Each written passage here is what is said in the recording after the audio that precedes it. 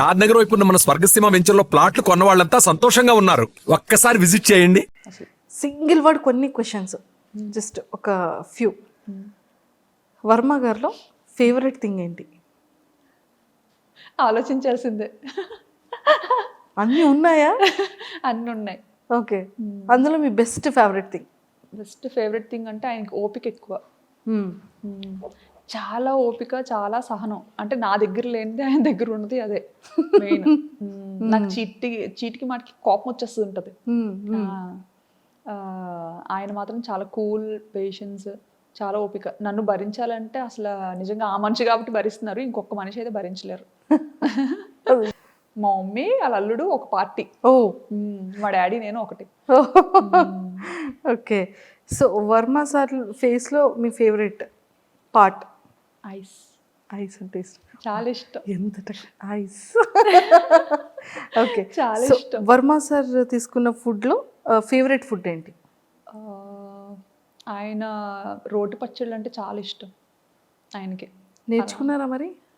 అంటే నేర్చుకోవడం అంటే నేర్చుకోవడం కాదు, ఆయనకి అది ఇష్టం. నాకు ఎంగేజ్మెంట్ అయిన తర్వాత తెలిసిందనమాట, ఇలా రోడ్ పచ్చళ్ళు అంటే చాలా ఇష్టం అని. మా అక్క వాళ్ళు ఎవరో చెప్పేవారు.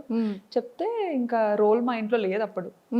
అయితే మా కన్నమ్మ వాళ్ళ ఇంట్లో ఉంది, పక్కనే ఉండేవారు కన్నమ్మలు. సో ఆయన ఒక రోజు లంచ్కి పిలిచాము.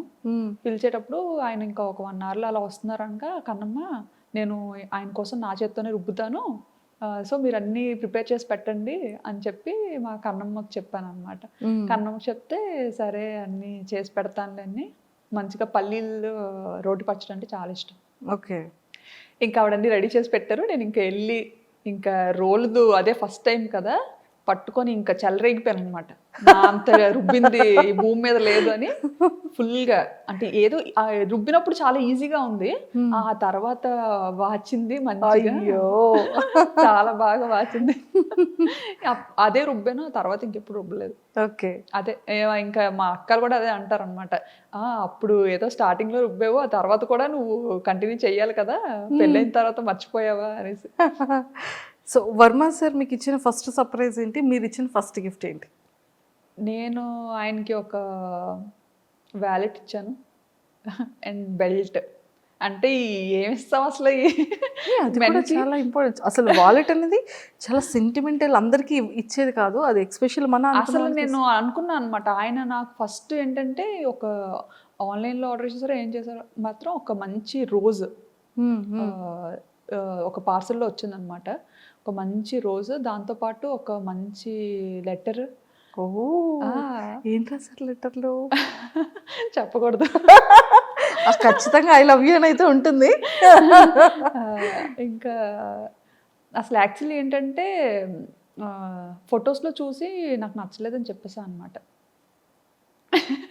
సంబంధం వచ్చినప్పుడు ఇలాగా మనకి ఇక్కడ దగ్గరలోనే ఉంటారు తను, కానీ ఇక్కడ ఉండరు, తను వర్క్ చేయడానికి మైసూర్లో ఉంటారు. ఇలా చాలా మంచి అబ్బాయి. మమ్మీ ఏంటంటే అబ్జర్వ్ చేస్తూ ఉండేవారంట, ఒకటే ఏరియా కదా, ఒకటే వీధి అవ్వడం. మమ్మీ ఏంటంటే అబ్జర్వ్ చేస్తూ ఉండేవారంట. మా పిన్ని వాళ్ళ ఇంటి పక్కనే అత్తయ్య వాళ్ళు ఉండేవారు. సో ఉన్నప్పుడు ఆ పిన్ని వాళ్ళ ఇంటికి వెళ్తూ మా పిన్ని చెప్పు, ఈ అబ్బాయి చాలా మంచి అబ్బాయి, అలా ఇలా అని తెగ పోడేస్తుండేవారంట ఈయన్ని. ఇంకా అక్కడ ఒక మామగారు కూడా ఉంటారు, ఆయన అయితే పిల్లడు సూర్యుడు ముఖం కూడా ఎరగడు అన్న ఒక టైటిల్ వచ్చింది ఆయనకి. సో అక్కడ అందరి దగ్గర మంచి నేమ్ ఉందన్నమాట. చాలా కామ్, కూల్, బాగా చదివేవారు. నాకు ఆయనకి అసలు ఎలా సెట్ అయిందో అదే అనిపిస్తుంది అనమాట. బాగా మంచి టాపర్, దేవుడు అలా రాసేసాడు. సో సార్ మీకు ఇచ్చిన గిఫ్ట్ లెటర్ అండ్ రోజు, దాంతోపాటు చాక్లెట్ బాక్స్ ఒకటి. అది రాగానే మా చెల్లి దాన్ని పడిపోయింది అనమాట, నాకు కావాలని. ఎట్టి పరిస్థితుల్లో ఇవ్వను, ముట్టేదే లేదు. మా ఆయన పంపించారని ఫోటో చూసి వద్దన్న అనుకున్నాను కదా. అంటే ఫోటో ఏంటంటే నాకు గుండు ఫోటో పంపించారు పెళ్లి చూపులు. అయ్యో, అందులో నాకు విలన్లా కనిపించారు అనమాట ఆయన. నన్ను ఏంటంటే, నేను కాలేజ్కి వెళ్ళిన స్టార్టింగ్లో నన్ను ర్యాగింగ్ చేసిన అబ్బాయి సేమ్ అలాగే ఉండేవాడు. నాకు చూడగానే అబ్బాయి గుర్తొచ్చాడు అనమాట. అమ్మ నాకొద్దు నేను చేసుకోను అని చెప్పి. ఇప్పుడు లేదు, ఇంటికి పిలిపిద్దాం, నువ్వు డైరెక్ట్గా చూడు, వద్దంటే అప్పుడు చూద్దాం. ఇది కూడా వాళ్ళ మమ్మీ ఎప్పుడో తీసుకున్న ఫోటో ఇచ్చినట్టున్నారు. సో ఒకసారి పిలిపిద్దాం, ఏముంది, నచ్చకపోతే వద్దు. అప్పుడు వచ్చిన తర్వాత అయితే వచ్చారనమాట. అప్పుడు పెళ్లి చూపులు చూపులకు వచ్చారు. అప్పుడు మా ఇంట్లో 30 మంది ఉన్నారు పిల్లలు. అమ్మో, పిల్లలే ఉన్నారు పెళ్లి చూపులకి. నేనేంటి అప్పటి వరకు వద్దు వద్దు, ఇది ఎలాగైనా క్యాన్సిల్ చేసుకుందాం అన్న మైండ్లోనే, ఎలాగాపేద్దాం అని ఆ మైండ్లోనే ఉన్నా అనమాట. లేకపోతే మన వాళ్ళు కోరండే ఇంకా కట్టబెట్టేస్తారు. అయితే రూమ్లో నేనున్నాను, ఆయన వచ్చారు, పెళ్ళికొడుకు అబ్బాయి వచ్చారని తెలిసి మొత్తం మా చెల్లెళ్ళు అక్కలు అందరూ పారిపోయారు నన్ను వదిలేసి రూమ్లో నుండి, వెళ్ళి చూద్దాం అని చెప్పి. ఇంకా ఆయన ఇంతమందిని పలోమని, ఏంటి పెళ్లి చూపులు అన్నారు, ఇంతమంది ఉన్నారు, పెళ్లికి వచ్చినట్టు ఉంది ఏదో అనుకుని ఆయన టెన్షన్ అయిపోయి చెమటలు పట్టేశారు అనమాట. ఆయనకి అసలే భయం చాలా.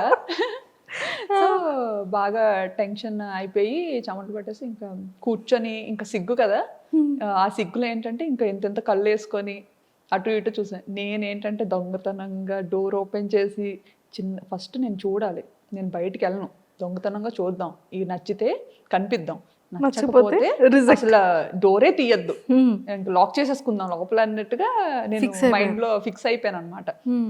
ఫిక్స్ అయిపోయి ఇంకా నెమ్మదిగా రూమ్లో కూడా ఎవరు లేరులే అనేసి నెమ్మదిగా డోర్ ఓపెన్ చేసి ఇలా చూసా. చూడగానే ఇంకా ఆయన అక్కడ కూర్చొని మొహమాటం పడుతూ ఇలా పెద్ద పెద్ద కళ్ళు ఇలా అయిపోతున్నారు అనమాట, పైకి కిందకి చూసుకుంటారు. ఆ కళ్ళు చూసి అండ్ ఆ ఇన్నోసెన్స్ చూసి బాగా నచ్చారు. ఫస్ట్ ఇంప్రెషన్ ఐస్ తో ఇంప్రెస్ చేసేసారు సార్. అయితే చాలా కూల్ గా అనిపించారు అనమాట. అండ్ ముందుగా మా అక్క వాళ్ళు, మా కన్నమ్మ వాళ్ళు బాగా చెప్పారు ఆయన గురించి. సో అవన్నీ మైండ్ లో చూడడానికి కొంచెం భయం వేసిందని నేను వద్దనుకున్నాను. బట్ బయట చూసి ఇంకా ఫస్ట్ ఇదిలోనే సినిమాల్లో చూస్తుంటాం కదా, గంట కొట్టడం ఏదో అంటారు, ఏదో మంచి వైబ్ ఉంటుంది గంట, అది అది అప్పుడు స్టార్ట్ అయితే ఓహో దీన్నేనా అంటారు అని. సో అలా. So first I love you మీరు చెప్పారా సార్ చెప్పారు? తనే ఫస్ట్. మనం అంత సాహసం ఎక్కడ చేస్తామండి. ఓకే, మీకు ఇంకో విషయం తెలుసా, ఆయన రాకముందు నేను చెప్పా, మీరు డైరెక్ట్ గా ఇంటికి పిలిపించొద్దు, ఎందుకంటే నాకు అలా ఇష్టం ఉండదు, ఫస్ట్ టైం కదా, ఫస్ట్ మ్యాచే మీరు ఇలాగా ఇంటికి పిలిపిస్తే అది వద్దు అని చెప్పలేము, అలా చేయకూడదు కదా, సో ముందు ఒకసారి కాల్లో మాట్లాడతా, ఒకసారి మాట్లాడితే బెటర్ అసలు ఏంటి అని చెప్పి అని. సో అప్పుడు మమ్మీ ఇలా మదర్ని అడిగి ఇలా కాంటాక్ట్ నెంబర్ తీసుకొని మాట్లాడించారనమాట. మాట్లాడించేటప్పుడు కూడా ఇంకా అప్పుడు కూడా సీరియస్గానే ఇంకా ఆయన చాలా మొహమాటం పడేవారు అనమాట, ఏం మాట్లాడాలి ఏంటి అని. నేను మాత్రం హాయ్ అండి, మీకు వంట వచ్చా? ఫస్ట్ మీ ఫోన్ కాల్లో మీరు ఇద్దరు మాట్లాడుకునేది వంట వచ్చా అంటే ఇంకేం మాట్లాడుకోవాలో తెలియదు. మీ పేరు అంతా మాట్లాడాం, బేసిక్ థింగ్స్ అన్ని మాట్లాడుకున్నాం. తర్వాత ఇంకా ఆయన అడిగారు ఫస్ట్ నన్ను, మీకు ఏం అడగాలో తెలియక వంట వచ్చా అన్నట్టుగా అడిగారు అనమాట. అడిగితే అంతేం రాదండి అని చెప్పాను. ఆయనకి నేను అన్నాను అనమాట, మీకు వంట వచ్చా అని. అంటే ఆయన అన్నారు, నాకు పర్లేదు చేయగలుగుతాను, కొంచెం నేను దూరంగా ఉన్నాను కదా, కొన్ని ట్రై చేస్తాను, పర్లేదు అని చెప్తే, అయితే నేను రైస్ నేర్చుకుంటాను అని చెప్పాను. నాకైతే రైస్ ఈజీ కదా, రైస్ వండడం నేర్చుకోగలుగుతాను నేను అనేసి అన్నట్టుగా, అంటే బాగానే మాట్లాడారు. ఎంత నవ్వుకొని ఉంటారో సారు, రైస్ నేర్చుకుంటారంటే చాలా పొగరు అనుకున్నారంట. అయ్యో అంటే ఇంకేం మర్చిపోయానులేండి, ఇంకేమో మాట్లాడాను, ఇంకా మర్చిపోయాను. సో పాపం పెళ్లి కొడుకు యాక్చువల్లీ పెళ్లి కూతురు అడగాల్సిన క్వశ్చన్స్ అన్ని కూడా అంటే నేను నాకు నచ్చలేదు అని చెప్పకుండా అతనికి నేను నచ్చలేదు అని అతను చెప్పాలి అన్నట్టుగా మాట్లాడాను అనమాట.